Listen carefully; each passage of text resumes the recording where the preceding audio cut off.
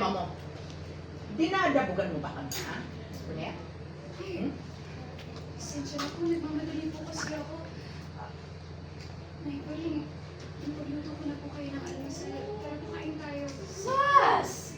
Hindi ako naniniwala din, Nay. Nagdadabog yan dahil kasi dito tayo nakatira sa bahay niya. Para yun lang?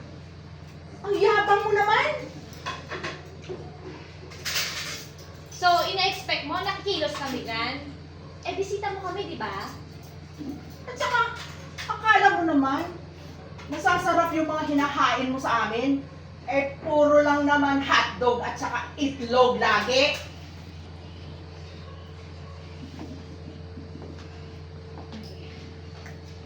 Pasensya na po. Nahulog ko na po talaga yung lahat. Tsaka, ano po talaga kaya ng budget ko. Ayaw niyo po yung pagkain. At yun naman po talaga sa akin kung bumili po kayo sa labas. Ano? Ano? Ano? Yan, tama yan, Nay. Tama yan. Dapat lang dyan sa pangit na yan.